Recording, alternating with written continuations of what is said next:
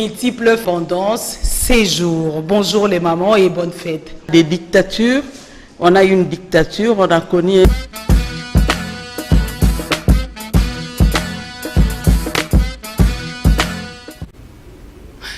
Bon mois de mars, mois dédié à la femme, très chère téléspectatrice de Canal Congo Télévision. Bienvenue à travers cette émission Femmes aux multiples facettes. Nous parlons aujourd'hui de l'actualité.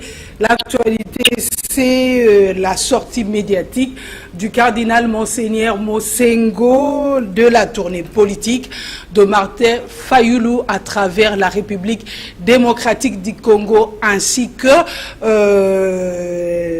la mort de M. Hérodia Abdoulaye Ndombassi et de patriarche Antoine Kizenga, avec qui nous allons essayer de parler de l'actualité avec la présidente du cartel de femmes politiques, leader active, Maman Marie-Josée Bounsana, que nous disons bonjour. Bonjour maman. Bonjour Mimi. Immémorial, Hérodia Abdoulaye Ndombassi, votre mot madame. Nous regrettons la mort de M. Hérodia. C'est quelqu'un qui a lutté aux côtés du président, le défunt président Laurent Désiré Kabila. Et bon, paix à son âme. Nous ne pouvons dire que paix à son âme. Un petit commentaire au décès de Antoine Kizenga, le patriarche. Parce que la mort de deux personnes, c'est vraiment récent. Oui, et nous présentons nos condoléances à la famille politique parce que il y a nos membres, les femmes du Palou sont les membres du cartel aussi. Donc nous leur présentons nos condoléances les plus attristées et nous disons paix à l'âme du patriarche Antoine Kizenga. Il a vécu son temps. Comme disait l'apôtre Paul, il a achevé sa course, il a combattu le bon combat. Nous espérons que la couronne de gloire lui est réservée et nous disons paix à son âme. Mais Madame Bounsana, comme votre nom l'explique, hein, Bounsana Lukeba, vous êtes du Congo central. Monsieur Abdoulaye aussi était du Congo central. Un petit souvenir par rapport au Né-Congo. Oui, M. Abdoulaye Ndombassi, j'ai connu son frère qui est déjà décédé, mais personnellement, je n'ai pas connu Hérodia. Je l'ai connu parce que c'est une autorité du pays. C'est comme ça que je l'ai connu, mais son frère, je connaissais très bien son frère, l'épouse de son frère, même ses neveux, je les connaissais. Le Congo central a perdu un homme. Un docteur. Un homme, un frère, un père. Il a fait son temps. Comme nous ne pouvons pas rester éternels sur cette terre des hommes, il a vécu son temps. Il a achevé sa course. Et nous présentons nos condoléances aussi à toute la famille Ndombassi et également à sa chère épouse et ses enfants, mais aussi à tous ceux qui l'ont connu. Le peuple congolais a connu Hérodia. Nous retenons, moi personnellement, je retiens un souvenir lors du décès du président Désiré Kabila, et ce qui m'avait fait rire. Et pourtant, c'était lors du décès, on pleurait Mouzé. L'homme du beau vieux temps. Oui, quand monsieur Hérodia avait dit « Je refuse que tu meurs ». Et je vais rester éternellement. Oui, je m'étais posé la question, j'ai dit « Mais comment lui peut refuser que quelqu'un meure ?» Il avait dit au mausolée là, c'était son mot au président Désiré Kabila « Je refuse que tu meurs ». Et il était très fâché contre la mort. Voilà. Et voilà que son temps est arrivé aussi. Donc la mort, c'est la mort, c'est le passage obligé de tout être humain C'est pourquoi, si nous sommes en vie, nous devons toujours faire le bien. Voilà. Nous ne devons pas faire ce qui est contraire à la parole de Dieu, parce que nous allons passer. Tout passe sur cette terre des hommes. Mais ce qui reste, les bons souvenirs, c'est que vous aviez sémé. Donc c'est ce qui reste. Les gens vont parler du bien de ce que vous étiez. Donc ça ne sert à rien de croire que comme on est là, on ne va pas passer. Hérode a vécu son temps, il est passé. Mosè a vécu son temps, il est passé. Mobutu également. Donc tout le monde va passer sur cette terre des hommes. Donc nous devons privilégier l'amour, la paix autour de nous et faire du bien, surtout si on a des responsabilités au niveau de l'État, des institutions de l'État. Il faut faire le bien pour le peuple qui vous regarde, qui vous observe. Surtout si le peuple vous a mandaté, il faut toujours faire le bien pour ce peuple-là, parce que quand vous allez passer, il y aura au moins des bons souvenirs pour vous et le peuple va regretter votre départ. Ok. C'était là le souvenir de Maman Marie-Josée Bountsana. Je l'ai dit tantôt, l'actualité est dominée par la sortie médiatique de Monseigneur Mosengo, cardinal. Le cardinal, lui, il dit non à je peux dire à la réussite du nouveau président de la République. Quel lecture faites-vous par rapport à ça, Madame Bountsana? Moi, je ne vois pas, je ne comprends pas pourquoi les autres sont en train de s'acharner sur le cardinal. Parce que le cardinal, c'est un homme de l'Église. Et l'Église doit être du côté de la vérité. Et si l'Église dénonce le mal, les autres s'acharnent sur les hommes de Dieu. Ils commencent à l'insulter, aucun respect vis-à-vis du cardinal. C'est quand même notre cardinal, c'est une autorité de l'Église.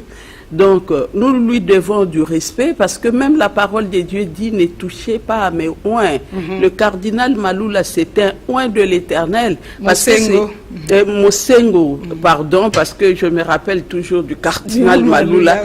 Donc, le cardinal Mosengo, c'est un oint de l'Éternel. Donc, nous lui devons beaucoup de respect et beaucoup de considération. Parce que ce que le cardinal a dit n'est pas conforme à ce qu'ils ont fait, et maintenant on diabolise le cardinal. Le cardinal n'a répété que la vérité que tous connaissent, la vérité que nous réclamons la vérité des urnes, parce que nous croyons que celui qui avait gagné les élections du 30 décembre 2018, c'est le président Martin Fayulu, mais que les autres nous prouvent que ce que nous sommes en train de dire n'est pas la vérité et que c'est eux qui ont gagné. Donc la CENI doit prouver, parce que les élections ne se proclament pas, tu viens, tu proclames, tel a reçu 38%, tel a reçu 34%, mais il faut quand même qu'il y ait une logique.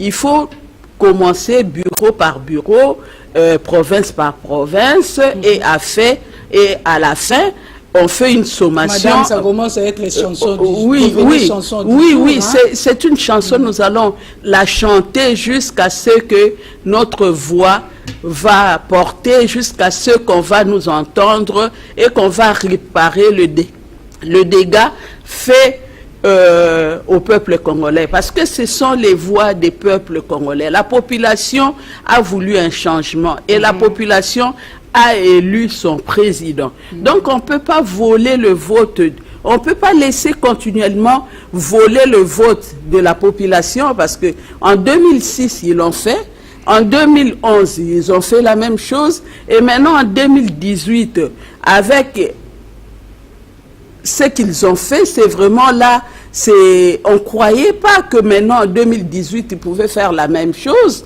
On croyait que vraiment on entrait dans une ère de démocratie et que tout pouvait revenir à la normale. Mais regarde ce qu'ils ont fait avec un écart énorme, et on proclame quelqu'un qui a 18% ou 16%. par rapport à celui qui a 62%, on dit que c'est celui-là qui a gagné, mais il faut le prouver. Il faut publier les élections bureau par bureau et circonscription par circonscription. Il ne faut pas venir déclarer quelqu'un de gagnant quand vous ne savez pas le prouver. C'est pourquoi l'Église est du côté de la vérité. C'est pourquoi le cardinal a haussé le ton pour les rappeler à l'ordre, leur dire que ce que vous faites là n'est pas correct si vous ne faites pas ce qui est conforme ni à la parole de Dieu, parce que Dieu demande que nous soyons quand même justes. C'est la justice qui élève une nation. Et aussi longtemps, on ne réhabilite pas la justice dans ce pays, donc le développement ne sera qu'une utopie. Donc nous devons tout faire pour changer les choses. Si hier, on avait fait les choses dans le sens de détruire notre pays, mais maintenant nous sommes conscients des erreurs commises hier, il faut réparer et essayer de faire les choses normalement, parce que cela permettra le développement et va apaiser les esprits. Quand les autres sont frustrés, le peuple frustré, d'ailleurs vous le voyez vous-même, à chaque fois que Martin Fayoulou passe, c'est la population qui l'a élu, la population se reconnaît en Martin Fayoulou et la population l'acclame. Personne ne leur demande de le faire, on ne les sensibilise pas, mais ils le font parce que ils lui ont fait confiance, ils lui ont donné leur voix. Donc c'est la population, c'est pas à s'apprendre au cardinal ni à qui que ce soit. Le cardinal ne fait que son travail parce que lui, il a une mission prophétique. Le cardinal n'a pas une mission politique. Le cardinal a une mission prophétique. Et sa mission prophétique, d'ailleurs, il y a l'ordre suprême qui dit: allez, faites de toutes les nations des disciples et apprenez-leur à observer tout ce que je vous ai prescrit. Donc le cardinal n'a fait que son travail. Et le disciple, celui qui est conforme à la parole de Dieu, le disciple, celui qui croit à cette parole et qui l'applique dans sa vie. Donc c'est ce que le pasteur, le cardinal, est en train de faire, parce que on ne peut pas l'en vouloir, parce que c'est pas lui qui a inventé, il y a des preuves, et que les autres aussi nous prouvent qu'ils ont gagné. Mais ça pose problème, le cardinal Séti, le jour de la proclamation des résultats. Respect à lui, mais pourquoi seulement maintenant? C'est pourquoi les gens se plaignent. Il a fallu qu'il parle à ces temps-là. Pourquoi attendre de mois passés, madame? On dit que chaque chose a son temps. Il y a un temps pour observer, il y a un temps pour parler, il y a un temps aussi pour se taire. Et peut-être à ce moment-là, le cardinal avait vu qu'il n'y avait pas une opportunité, parce qu'il y a l'abbé Chollet avait parlé, et l'abbé Chollet l'avait démontré. Donc le cardinal ne pouvait pas parler, l'abbé Chollet qui parle, et le cardinal parle aussi, l'église est organisée, et le cardinal n'a pas parlé de lui-même. Le cardinal a été invité à cette conférence où on lui a demandé de parler l'avenir du Congo. Voilà. C'est pourquoi, quand on parle de l'avenir du Congo, on doit d'abord relever ce qui s'est fait, on doit d'abord relever ce qui détruit, et après proposer ce que on peut faire pour pouvoir reconstituer la nation. Donc c'est ce que le cardinal a fait. Il a été invité à cette conférence-là. On lui a donné un sujet qu'il devrait développer. Ben, il a développé son sujet et il ne pouvait pas. Oui, il ne pouvait pas ne pas parler des élections, parce que ce sont les élections. Il y a eu une crise, quoique les gens ne l'acceptent pas, mais nous devons quand même être honnêtes si nous aimons notre pays. Nous devons quand même voir qu'il y a réellement une crise post-électorale. Et si on n'y fait pas attention, ben, ça va s'embraser ici, parce qu'on ne peut pas comprendre dans une nation. Nous sommes là, nous observons, nous voyons comme si on avait deux présidents. Il y a les deux cortèges présidentiels, Et il y a deux présidents, quand l'autre entre, il sort, l'autre vient. Finalement, nous ne comprenons pas. Depuis qu'il est là, qu'il a prêté serment, le gouvernement ne vient pas, l'informateur n'est pas désigné parce que les autres bloquent. Donc, c'est ce qui démontre qu'il y a un malaise. Donc, on ne peut pas taire le cardinal. C'est un Congolais, c'est son pays. Voilà. Oui, il ne peut pas taire ce qui se passe dans son pays. Il doit les dénoncer pour qu'on puisse trouver des solutions pour que le pays démarre. Parce que là, le pays est bloqué, donc on ne sait pas ce qui arrivera demain. On ne sait pas ce qui arrivera demain. Demain appartient à l'Éternel. Madame, la population veut savoir la position de la coalition Lamuka face au dilemme qui se pose. L'ensemble a fait sa déclaration l'autre fois. Quelle est votre position par rapport à ça? Ben, moi, je dirais que ce n'est pas l'ensemble, parce que la personne qui a engagé l'ensemble dans la signature de Genève, c'est le président Moïse Katumbi. Donc, c'est comme nous sommes dans le mouvement de libération du Congo, la personne qui a engagé le mouvement de libération du Congo dans la Mouka, c'est le président Jean-Pierre Bemba. Moi, je peux émettre mes avis et cela n'engage en rien, cela n'entame pas les relations qu'il y a entre les 5 signataires restés dans l'accord Lamuka. Le président Numbi a émis sa position et les autres aussi ont parlé, c'est leur droit, nous sommes en démocratie, chacun peut parler, chacun peut émettre ses avis, donc cela ne veut pas dire que l'ensemble n'est plus avec la Mouka. L'ensemble est là. J'ai suivi aussi le porte-parole du président Moïse Katumbi qui a dit que jusque-là, le président Moïse Katumbi n'a encore rien dit et le président Moïse Katumbi ne peut pas parler s'ils n'ont pas tenu leur réunion des présidents de la Mouka. Donc, ils vont se réunir d'ici là en Belgique pour voir un peu ce qui reste à faire et essayer d'évaluer ce qui a été fait et qu'est-ce qui reste à faire encore. Et s'il faut changer des stratégies, ben c'est à eux de voir, ils vont se réunir, ce sont nos leaders, nous les suivons, tout ce qu'ils vont dire, tout ce qu'ils vont faire. Donc le peuple est derrière eux, le peuple croit à la Mouka, donc ce n'est pas aux individus ou aux partis politiques qui émettent leurs avis et que cela doit engager toute l'organisation. Très bien, madame, mais quand on parle de l'ensemble, on voit directement Moïse Katumbi. Mais comment lui, le président de l'ensemble, il peut laisser ces gens dire, comme je peux dire entre guillemets, n'importe quoi?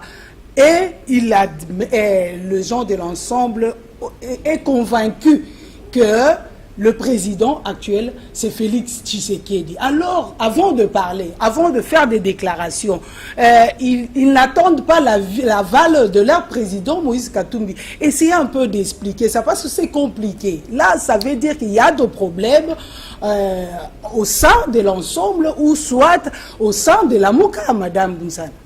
Non, au sein de la Mouka, il n'y a pas de problème. Parce qu'il fait partie de la Mouka. Non, au sein de la Mouka, il n'y a pas de problème. Il y a des signataires.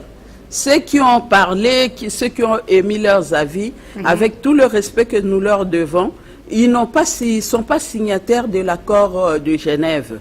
Donc, tout ce qu'ils ont dit ne leur engage leur parti, parce que dans l'ensemble, il n'y a pas seulement le parti du président Katumbi, il y a beaucoup de partis qui sont... C'est lui le leader. Oui, lui il est leader, mais il ne peut pas savoir ce que les gens qui sont à Kinshasa veulent dire. Donc chaque personne est libre, surtout qu'ils ne sont pas dans un même parti. Donc il y a coalition, mais chaque parti a sa façon de voir les choses. Donc eux, ils ont reconnu Félix pour les raisons qui leur sont propres, que nous ne pouvons pas. Nous ne pouvons pas les condamner parce que nous ne savons pas leur motivation. Nous ne savons pas ce qui les a poussés à faire de telles... C'est une question de poste, hein, oui, parce que bientôt là, ce qui les a poussés à faire de telles déclarations, nous ne savons pas, mais le peuple observe. Le peuple observe qui est avec lui. On peut dire que ça, c'est la trahison. Oui, qui est avec lui et qui n'est pas avec lui, qui travaille pour son ventre et qui travaille réellement pour le bien de la nation. Mais moi, je regrette parce que quand le fondement est faussé, je ne vois pas le résultat, si quel résultat sera positif, parce qu'il y a déjà les prémices qui sont faussées, donc les résultats ne peuvent pas être positifs. Oui, mais c'est là, c'est frustre un peu la population. Il faut que ces histoires-là, ça cesse. On a dit que la Mouka est unie et indivisible. Maman Bounsana, vous êtes de la Mouka, cadre de MLC, et c'est un peu nous parler de la tournée politique de M. Fayoulou à travers la République. Oui, je réponds un peu à la question que tu venais de poser là. Oui. Quand tu dis que le peuple est frustré, le peuple, c'est lui le souverain primaire. Okay. Tu as vu comment le peuple avait sanctionné. N'eût été la tricherie, franchement, le peuple congolais est mature et le peuple a sanctionné tous les traîtres. Donc, le peuple doit continuer à vigiler. Le peuple, c'est lui le souverain primaire. Donc, c'est lui qui a l'autorité. Et si les autres trahissent le peuple, ben, c'est l'erreur qu'ils commettent. Que le peuple soit vraiment vigilant pour ne pas obéir à ceux-là qui lui ont trahi. Donc, le peuple est ferme, le peuple est là parce que seule la justice élève la nation. Voilà. Aussi longtemps, la justice n'est pas rétablie dans notre pays. Donc, notre pays, le développement ne sera qu'une utopie. Donc, le pays ne sera jamais développé. C'est pourquoi nous devons nous battre pour qu'il y ait vraiment des vraies valeurs, que les valeurs soient vraiment... que les valeurs soient dans nos autorités, dans ceux qui nous gouvernent. Il faut que ces valeurs-là soient rétablies. Il faut que, pour que la justice soit rétablie et pour que la corruption cesse également. Et il faut vraiment que nous inversions, parce que maintenant, c'est les antivaleurs.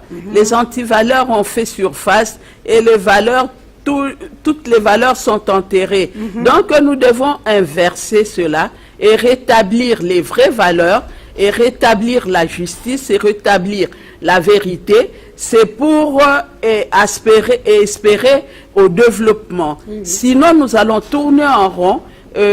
Notre génération passera et la génération de nos enfants, de nos petits-enfants aussi, parce que le prémisse est faussé. Donc, il faut vraiment rétablir cela. Et nous déplorons le manque de constance auprès des politiques. Parce que nous ne sommes pas constants, nous ne savons pas pourquoi on est politique, nous ne savons pas pourquoi nous luttons. Peut-être il y a d'autres qui ne luttent que pour se faire voir, pour attirer l'attention de ceux-là qui nomment, de ceux-là qui désignent. Donc, c'est vraiment pitoyable, mais c'est maintenant au peuple congolais d'être très vigilant et de continuer, de veiller à sa souveraineté, parce que la souveraineté appartient au peuple. Donc, que le peuple soit vraiment très vigilant. Et il est reconnu au peuple aussi, dans l'article 64 de la Constitution, de ne pas obéir à ceux-là qui prennent le pouvoir ou qui le conservent en violation de la loi fondamentale. Donc, la population vraiment doit être très vigilante pour qu'il ne soit pas floué. Et sanctionner aussi ceux-là, des partis politiques, mais on peut les quitter si le chef du parti n'est pas constant. Le chef du parti dérape. Il faut que les membres aussi, nous soyons courageux de quitter ces partis politiques. La population aura ce courage-là de quitter le parti si le président dérape? Est-ce que cette population ici aura la courage? Mais oui, mais cela fera à ce que les gens aient peur de la population. Parce que si la population ne sait pas sanctionner, même au sein des partis, donc la population est là, la population continue à les suivre, continue à les acclamer, mais là, on n'aura pas un changement. Il faut que la population arrive, les fanatiques, les sympathisants, et même les membres adhérents arrivent à sanctionner un président qui dérape. Quand tu dérapes, ben nous te quittons, comme ça tu restes dans le parti, toi avec tes enfants et ta famille.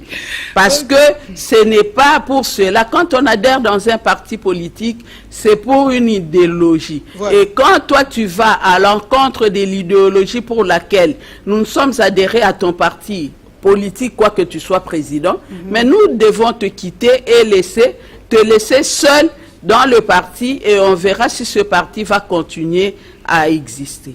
Très bien, c'est bien dit, maman. Résumé, juste la tournée de M. Fayulu. Le but, c'était quoi?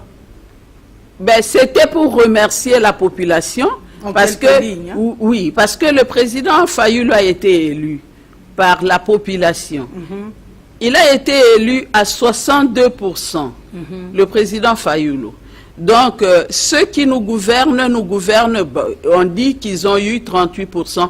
Quand tu as 38%, c'est que 62% ne sont pas avec toi, de la population congolaise. Quand les 62% ne sont pas avec toi, ben, nous ne voyons pas comment tu peux réussir ton programme. Donc, le président Fayulu a 62% de la population congolaise derrière lui. Et il ne pouvait que rentrer pour les remercier et les encourager, parce que la population est déprimée, la population ne sait pas ce qui arrive, ne sait pas quoi faire, et ils sont découragés, elle est découragée, elle se dit, est-ce que nous devons toujours continuer à voter? Parce qu'en 2006, nous avons voté, mais ce n'est pas la personne que nous avons votée qui a été désignée par la CENI. En 2011, la même chose, et en 2018 encore.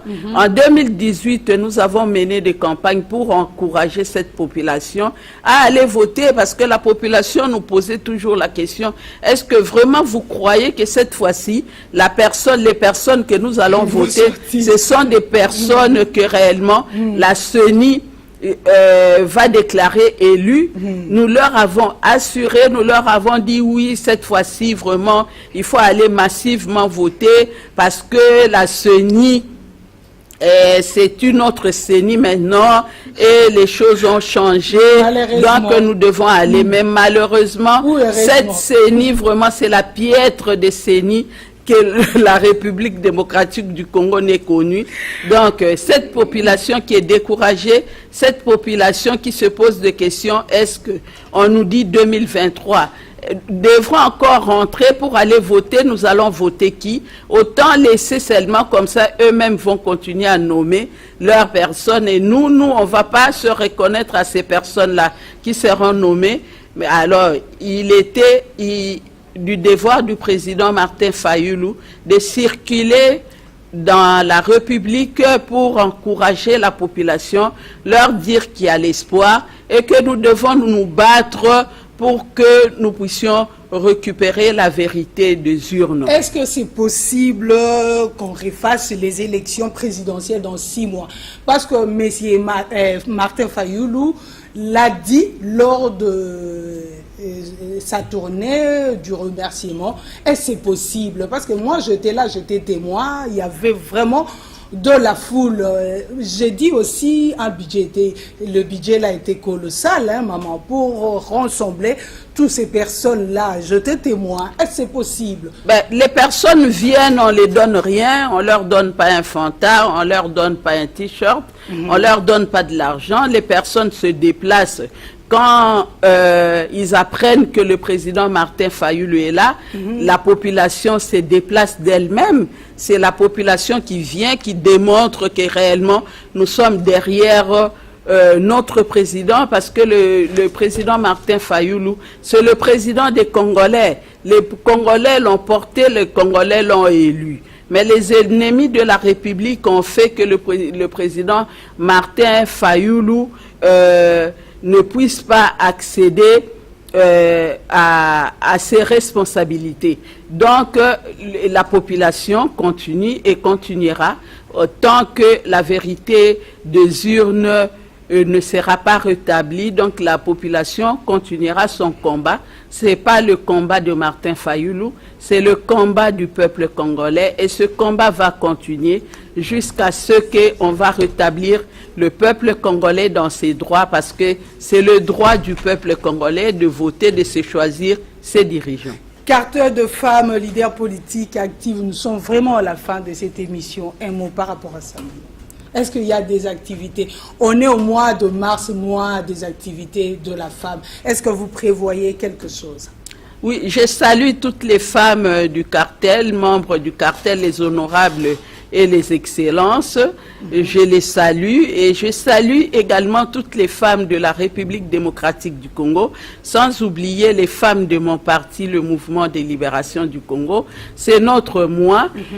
Moi, je dis que tous les jours, c'est le jour de la femme. C'est pas seulement au mois de mars qu'on doit reconnaître que la femme existe.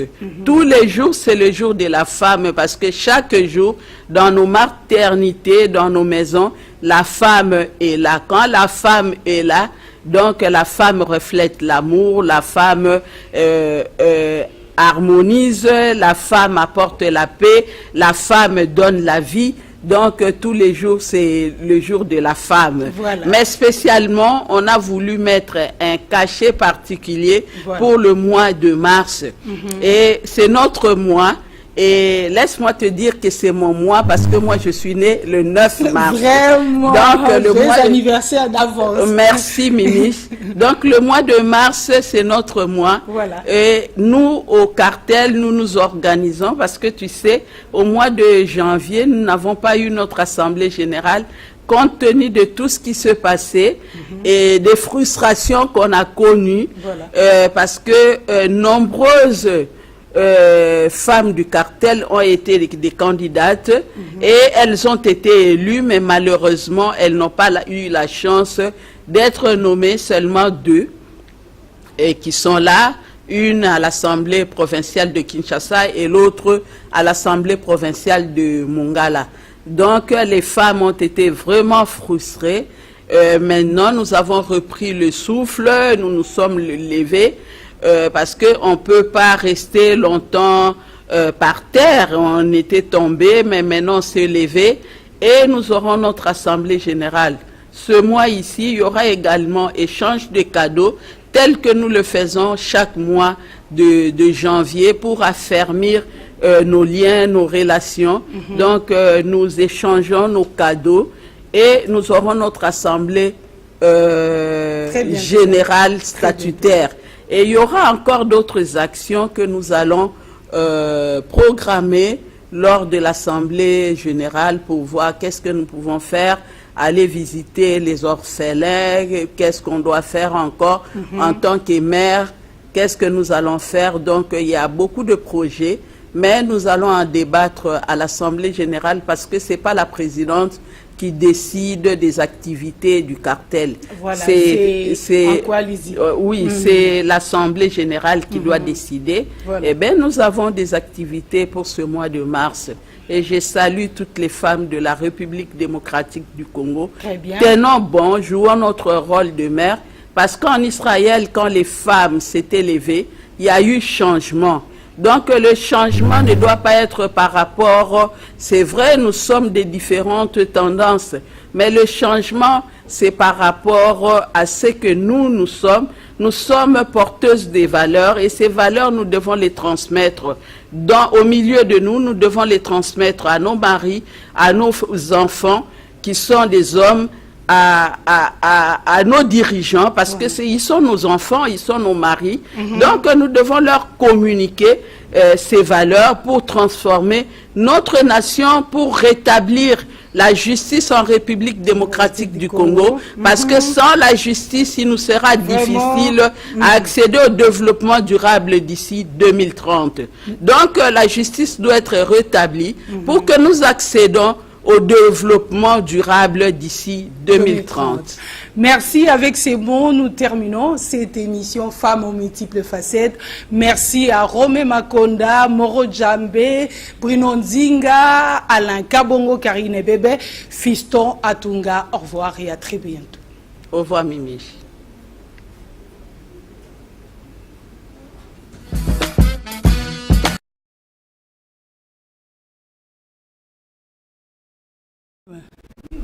Kasi nga ungina komi stressé kuna kata